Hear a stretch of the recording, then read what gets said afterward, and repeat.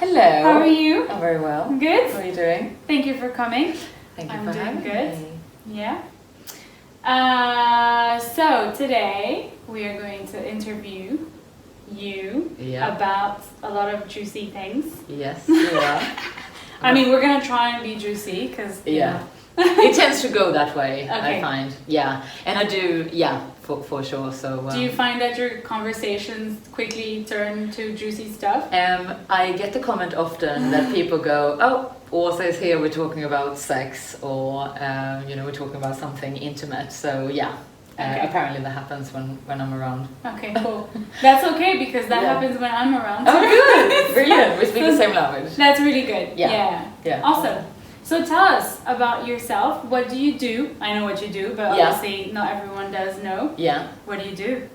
So I run a company called Tailor Matched, and I match people on overall compatibility and sexual preferences, because they are equally important, and it's time that we talk about it.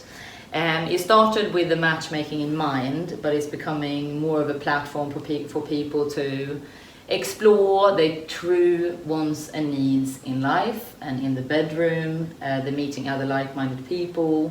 So that's what Tailor Matched is all about. So I do a lot of workshops and events as well, and some coaching if someone feels they want to do something, but there are something that's holding them back, basically, from doing that. Awesome. So you help women and men. I do. And you match them.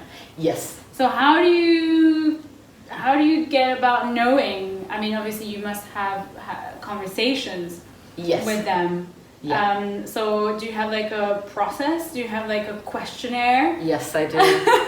I love a questionnaire, and I have managed to create the sexiest one, probably like out there.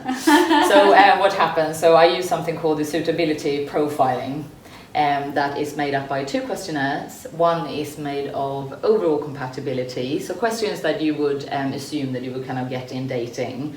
More information about yourself, about your life. Do you want to live in the city, countryside, family, religion, spare time, travel, all that. So you have a questionnaire talking about that. But then you have a questionnaire talking about people's sexual preferences, and actually there are more questions in the sexual preferences questionnaire. So I go real deep with clients. Pun intended. No pun intended. No pun intended. Okay. Yeah, so that's how it works. I meet with all clients as well, because it's important to me that people are serious about meeting someone. That doesn't have to be that they want to get married and have children. That could just be that they want to meet someone to share their life with. So I'm cutting through, the bullshit, should we say, of people that are not serious and people who are serious. And I make it clear about the process and what's going to happen. And then when they get on board, then they get to fill in the questions as well. And that's how I match people. That's really cool. Yeah. Awesome. Yeah. So how many people do you have right now, sort of like in that, what is it, like what could you say, it's a membership? Yeah, I cannot call it a community. Okay. So I've been talking about database, but it gets more of a community feel because of everything that I do with the matchmaking, the coaching and events. So I launched earlier this year, so that's moving very quickly and people are signing up, and I'm getting a lot of referrals. I'm going to be featured in a couple of stories coming up, so that's really exciting. Oh, you just got yourself an interview. Yeah, exactly, and here I am, exactly. Yeah, no, so that's all really exciting. And the main thing for me, I mean, starting out is always scary. Starting a company, this is my only time I say, like, I've done it before, I haven't, and it's really scary.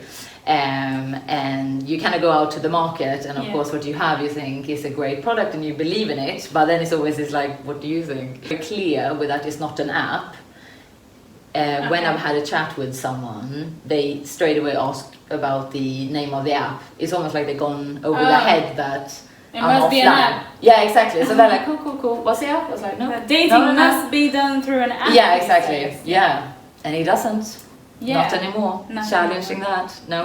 I'm not having it. I'm not Awesome. having it. Have you had any success love stories so far? I have made 2 introductions. Okay. I don't know if it's been a second date yet, because this was just very recently. Okay. And there are 2 people that I want to match as well, because I met them both, but I have the he has completed his profile and she hasn't. So actually on the way here I was like, just a quick nudge to you to do that. So that's amazing when that happens as well, you know. Definitely. And more of that as the community grows and as the company grows. It's super exciting. That's awesome. I've always wanted to match people and it never happens.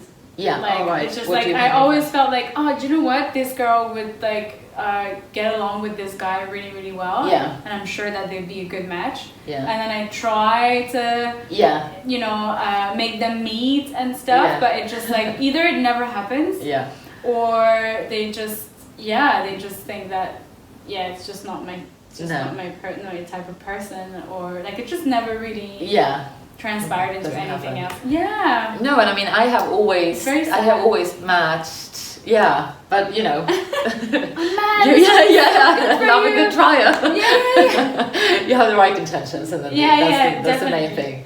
And I have always matched people privately, you know, through business. I just seem to have always had this thing of, because I'm interested in people and I listen to people and I care and I'm, you know, just want them to talk rather than me talking about myself.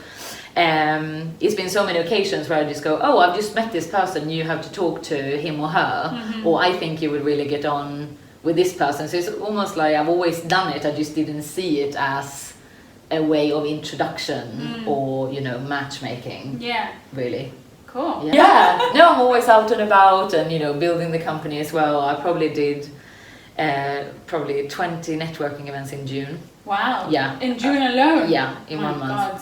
I was just out there. How was that? That was intense. Yeah. But it was amazing because I just meet all these people, and what's beautiful as well is when I open up about what I do and who I am and my stories. So many people, they're like, oh my God, I always thought that, or yes, that's how I felt, or why haven't anyone matched people on compatibility and and sexual preferences? And it's amazing too. So it feeds, even though I was, you know, it's tiring to an extent, but what's made up more is the energy from meeting people, having conversations, you know, and I'm kind of backing up the fact what I'm saying of, you know, being offline and daring to talk to people. And it was like this, it's funny how things happen as well. I went to that was more for my business when it came to social media. But I ran into a guy called John Ross, and he's a erotic hypnotist.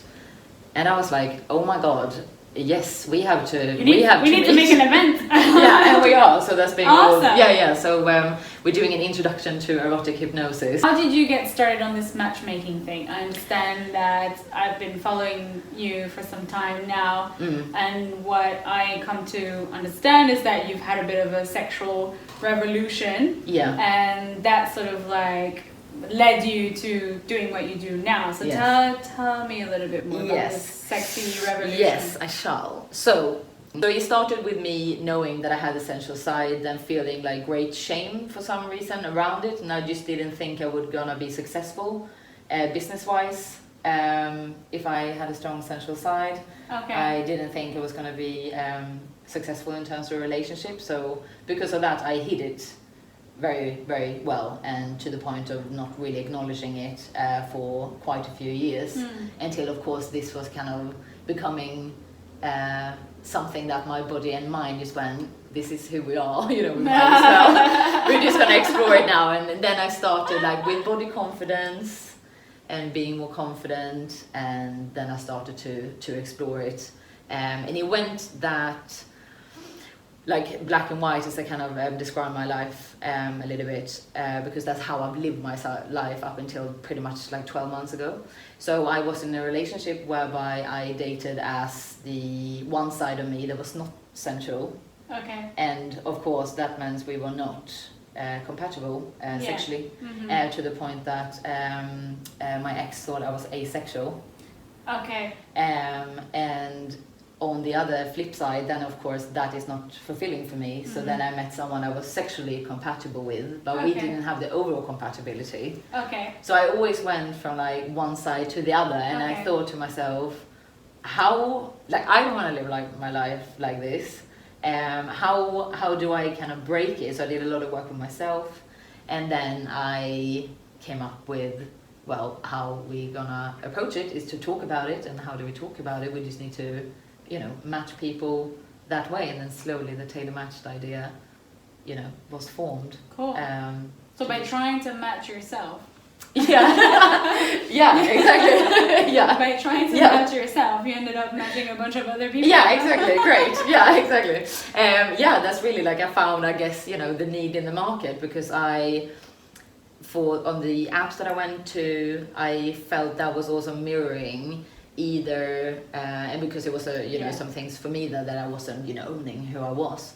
But again, that kind of took me to a place of a dating app, where I didn't find anyone I was sexually compatible with, and then, you know, went to something like Killing Kittens, which is a sex club, which is amazing. Yes. And then I met people again who were sexually, you know, compatible, and they weren't looking for someone. So it was a lot of, you know, so like after quite a few years of like my own journey, my own exploration, my confidence building, and my relationship breaking down because of the non-existent sex life, I just went to a point of like, okay, I feel like it's a lot of things, surely there is something in here, you know, in this. Awesome. Yeah, and it was. What I found to begin with was daunting, is a much better phrase, was to look inside me and just going, okay, what is happening? Because you face the reality of what you may have been running away from, and you kind of, you know, have to have a serious chat with yourself. And I think it's about like addressing the elephant in the room. Exactly. Yeah, exactly. There's an elephant in the room. Exactly. I think we should talk about it. We should talk about it, you know? Yeah, and but still, like, so many people, they're like, no, I'm not gonna do that. And I posted something the other day, like, how do you know, when you're not moving forward, when you're just like standing still? And it was a lot of the answers of, you know, scrolling on social media came up quite a lot. And I know it's not easy, but it's like I just felt, I mean, at the age of 29, which is 3 years ago, I had a breakdown. It was the point of the top of my career, so I've been working 10 years to get to where I was. I was group commercial director for a leading company. We took it to the 9th quickest agency in the country. And I've got, you know, like the pay and the flat and the lifestyle and like the champagne and like the travel, and I didn't have to care. And the serious, and I was so serious looking dresses. Yeah, serious looking dresses. Yeah. Oh my god, yeah. I was only, you know, shopping at like Reese and Jigsaw, and you know, I was like, oh, these other t-shirts, they're not fitted, are they? I don't know who I thought I'd become, you know. But what happened there was like I lost myself, and at the point of the highest pay packet that I worked 10 years for, fucking day and night, moved country. I was 2 days after me and my ex broke up, and it was an incredibly sad day, and I thought, the irony, and that was that. And sometimes people talk about that it had to hit like quite, and I just thought, I want to get out of this flat, I just don't want it, you know, I want to return the fucking money, can someone just get me out of here? I was like, I don't want to be here. And now I'm not there. So that's really what. Very good job. Thank you. And and that's what really started spiraling the internal looking of what's actually going on. Cool. It's sad to see that a lot of the times we need to hit rock bottom to sort of like get a slap in the face and realize that, I'm not doing what I would love to do. I'm not happy. Exactly. It's a very interesting process. Yeah. And when transformation. It is. And it is bloody beautiful. And like when you come in, and it's like you're saying, you know, it's like the rising, you know, like you, and is creating the life that that you want, which I know may sound like wishy-washy to some people, but like when you really check in, either when you're either in a state of feeling like this is the truth, this is I want more of this, or I don't want anything to do with this, like it's like, you know, one way or the other. And when it happened, as you're describing, first I was like, oh my god, I worked 10 years for this, like how many birthdays have I missed, how many like you know, it went to the point that I missed a funeral in Sweden.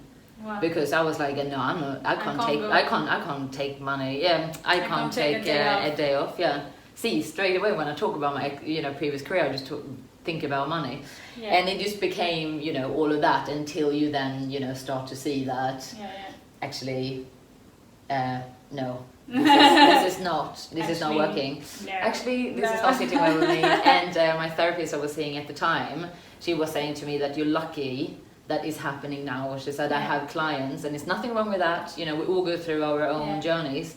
But she said, sometimes I find myself sitting with people and they have realized at the point where their kids have now moved, you know, away from home. Yes. And she said they go through all of that. And when I heard her saying that, then I realized that, okay, I'm going to look at it as, you know, this is happening. This is a blessing. But now, exactly, and now I'm going to start looking forward. And that's how I managed to be here. To be here, exactly. And now I'm doing this, which is amazing. And to have great sex. Yeah. Actually, when I went, because I also used to be on a committee to support women to on their career journey and close the gender pay gap, which I worked with a lot on. Now I am working on closing the libido gap. So it's always a gap I'm trying to close, basically. And I went to see that committee a few months ago, and I thought, oh, I'm a little bit nervous because I was so corporate, like people don't understand. You know, I wish more people met me back then.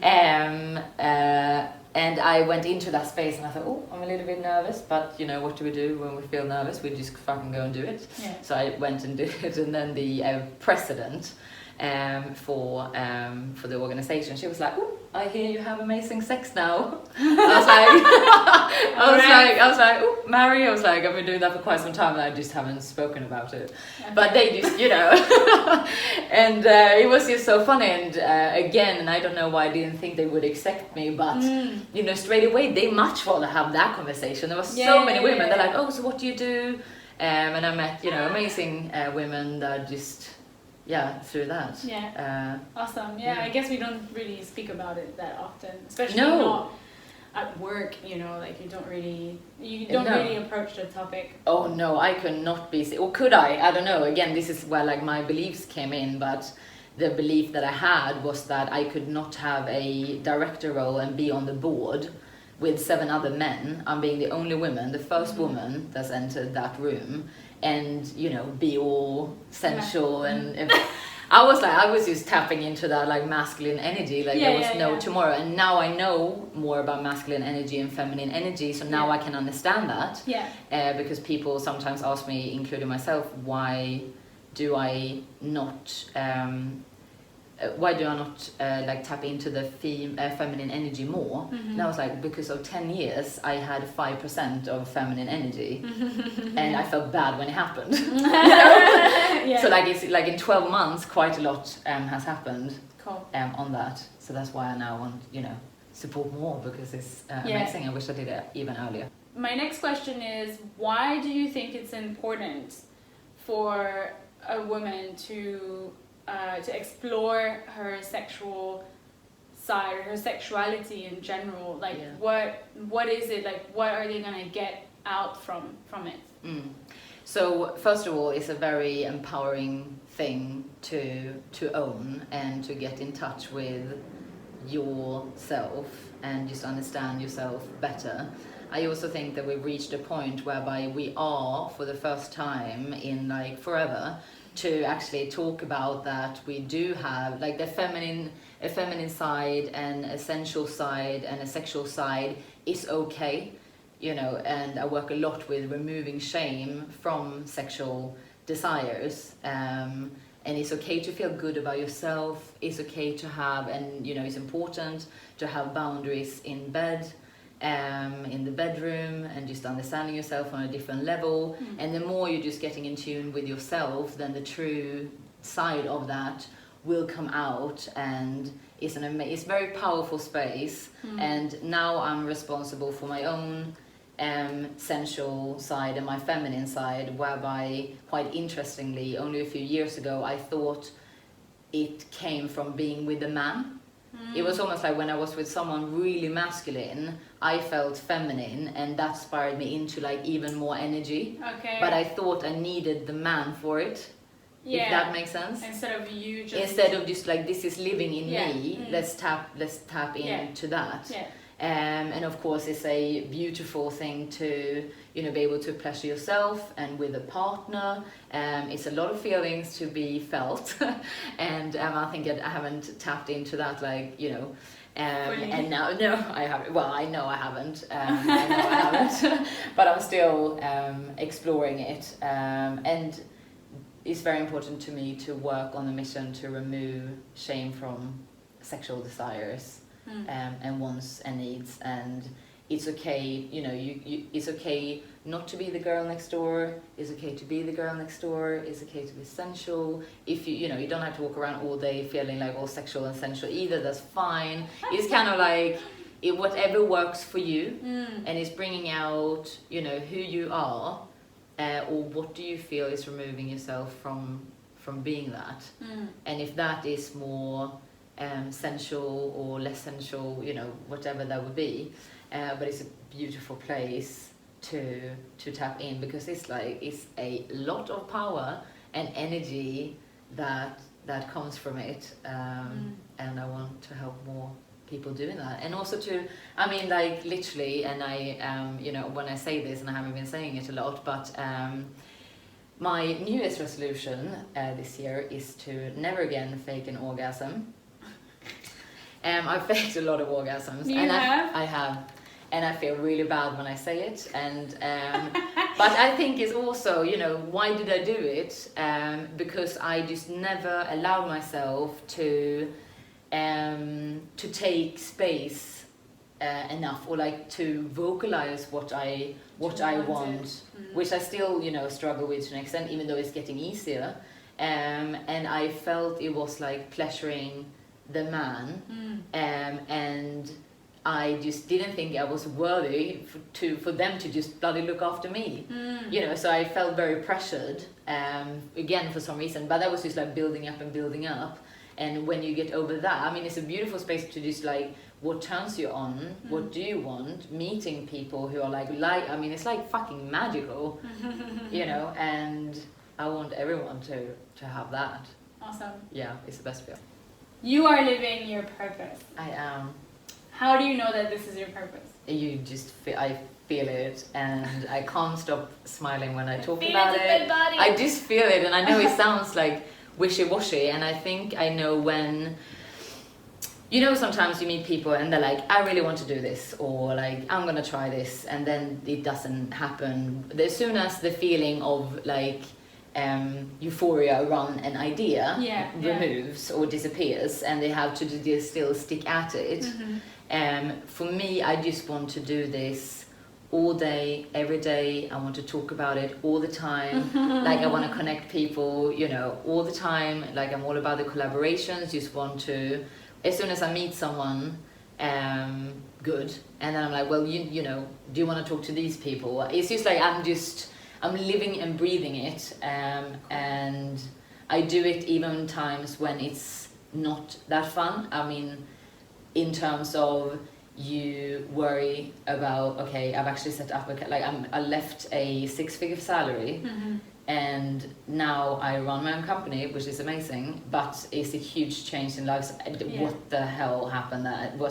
Did I do the right thing? Did I not do the right thing? Or you might have a shit day, or something else happens, you know, life just happens. But then you are solely responsible for this company, but it doesn't matter what happens, I always get back on my feet. I always make sure that, you know, I continue to do it, and nothing. It was even that event that you came to, and I had these conversations cards for people to just start to get comfortable, because I recognize we're all at different levels, and one was called Pillow Talk, and that was the most like intimate cards, and I was like, oh, maybe not, you know, who's gonna read this, hopefully. By the end of it, everyone was reading Pillow Talk, and I was like, yes, you know, that's like, it makes me happy. It makes me so happy on a such a deep level, and I just want to do more of it.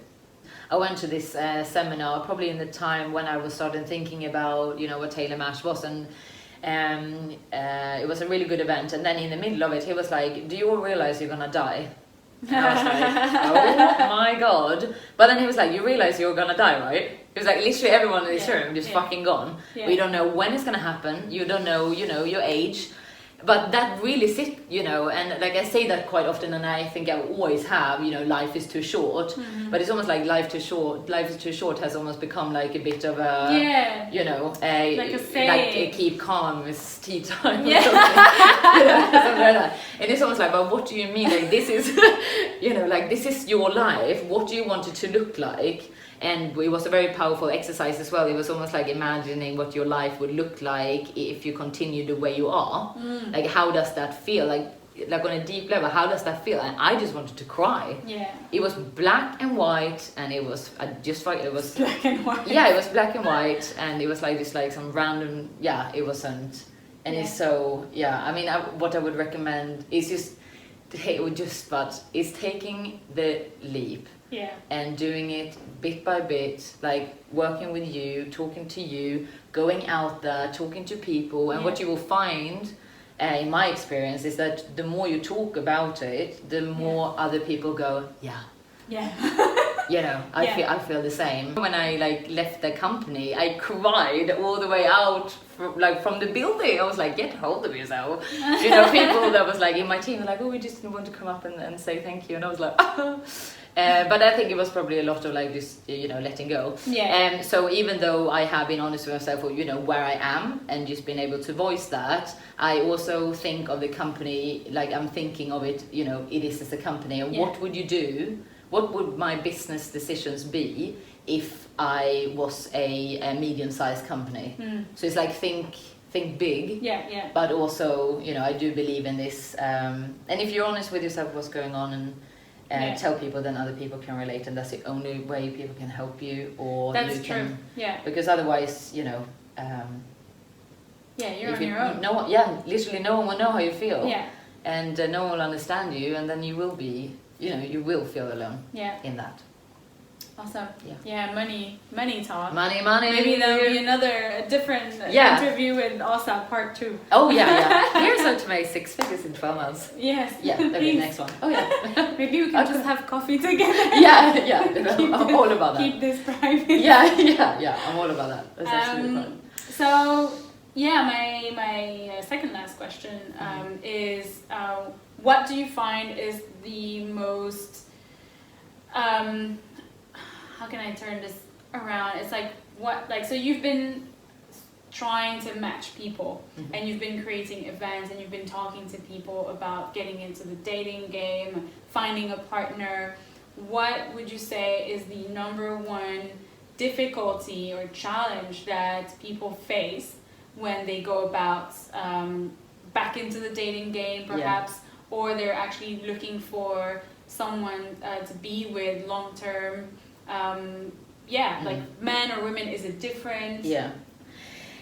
First of all, is the industry kind of talk about this like dating fatigue, which is a real thing. About dating burnout. Because it's like apps have just, you know, it's a lot to say for apps as well. You know, we can connect with more people. You would be introduced to people you never would, you know, But it also have meant that it become like a numbers game, and people put their heart out there, and they are unsure if they were going to do it or not, and maybe some people have worked on the boundaries more or less, or do they even exercising them. So a lot of people feel like it's you know, it's like hot, you know, they're like soul destroying to do it, so they need a little bit, they know they want to meet someone, but then they kind of go, okay, do I put myself through that again and again.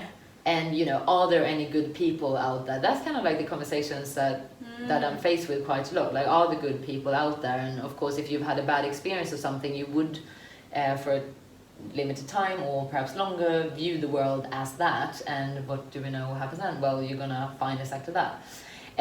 So it's that of some are just like I'm just like dating fatigue, like am I gonna put myself through this again? And it's very common as well that people are very afraid of talking to other people. Oh. Yeah. So like just having a conversation offline. Social anxiety. Yeah, social anxiety. How would I go up and talk to a woman, or how would I have people who are so anxious around it that they can't even, when they're on an app, reply to a message. Wow. Yeah, or they're downloading something, but then they don't really dare to look into if they have any matches because they don't even know. Yeah, so it's really I know. So it's like some real anxiety that people are exploring. And I think it's this real mindset now of like there are no good people left, and apps have fucked me over, and so it's like pull them back from that, and it's just trying a different approach. And men, the number one thing there I would say is that they feel afraid of talking to women. Okay. Quite many, especially women in groups, seem to be a big thing. Yeah, how do you kind of approach women in groups? Yeah, if there is a group of 5 women and they like you, how do they go up and approach you? And I think there's a lot out there that talks about that, but I think it's just like everything, like if I may do a really shit example, but it's like, for example, when I worked in sales, you can go through like I was taught in everything. Oh, this technique and this technique and this technique and this technique. In the end of the day, it's like a relationship with 2 human beings. Like I have started talking to you, you are talking to me. One of us like luckily asked the other one a question, and you're like, oh, you like that too. Oh, then you start talking about that, and you have common ground, and it goes from that. It's exactly the same thing in dating, and I know it's a lot of things. If you do feel anxiety around talking to someone, I understand there is that. But it's almost like it's become this big thing of, pick up lines, and how do I approach like a woman in a circle? It's like, okay, we just need to really, get out there and just start talking to people again and meet people in real life. And that's why, even at my events, if I see 2 girls chatting for a long time, I was like, what are we doing? They're like, oh, we get on so well. I was like, that's all very well, but now we're that's like, you can talk after. And then I kind of like, in a nice, humane way, of course, I just make, invite them in, I grab, like that event a card, and they can start talking about it. So it's just like facing your fear and do it anyway, and just getting back into the art of being human. And like talking being people, talking to people, and you can talk to them about anything in order to start a conversation, and if it works, then it will. Awesome. So last question for you, Asa. Okay. What is a cool girl, and how do you become one? A cool girl is someone that truly owns who they are and are being exactly that. And I think it's something to say because it can be daunting to go out there and be like, this is who I really am. Let's say it would be friends that would be like, oh, we didn't think you were that person, or in a relationship, what's going to happen there, or in just social, like even on Instagram, as soon as someone's saying something a bit to the left, they're like, oh, what's this person doing? But it's also those people that are attracting True. Like a lot of people, because like people want real opinions, like real people, someone who you can just see when someone is doing themselves, and I think that's something I really admire, and I think that's really cool to do, and more of that, to just really dare to own who you are, like with just like all the good sides, not the shit sides, not the quirky sides, because it's like I love things about my friends that, and someone said that to me the other day, I am shit at remembering restaurants. Okay. And like names of restaurants, names of places, and things like that, and I find that a bit annoying because normally I'm very good with remembering and like knowing and blah blah blah.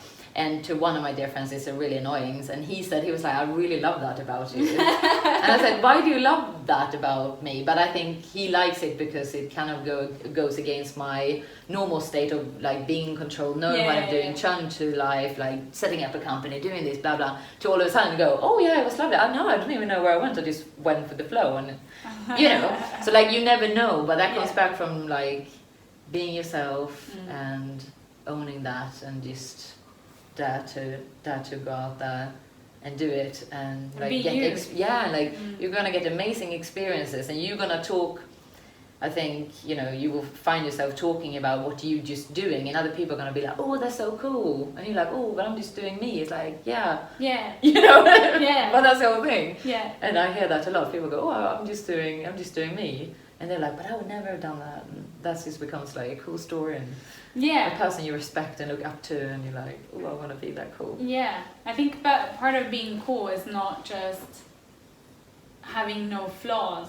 You know, there's like this, you know, misconception again that, oh, you're so cool. I'm here to break the usual understanding of what cool means.